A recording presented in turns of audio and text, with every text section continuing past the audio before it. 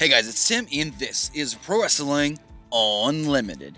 So one of the biggest questions in pro wrestling right now is, what is Chris Jericho going to do future-wise? Like, what does Chris Jericho's future hold in professional wrestling? Chris Jericho was on the Busted Open radio show and did talk about that kind of in depth, stating that A, he didn't think he would actually work all in when he was first asked to do it. He also goes on to state that he enjoys being a free agent. He enjoys that for the first time in 28 years, he feels like he's in control of his career. He also said that he loves that he doesn't have to pitch ideas to a community of 2 or 3 people anymore, or wait 3 hours in front of Vince McMahon's office to run an idea by him. Now, he didn't say Vince in particular, but he said the guy, the man's office.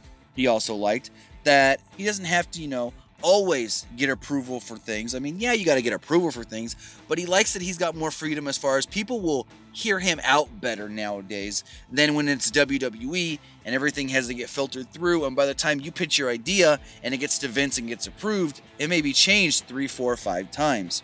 He also goes on to state that as far as the G1 Supercard goes next April, nobody has contacted him, good or bad. Nobody has told him, hey, we don't need you, but nobody has also asked him to work the show. He also says that as of right now, he's on tour with Fozzy, and that tour does end at the end of December.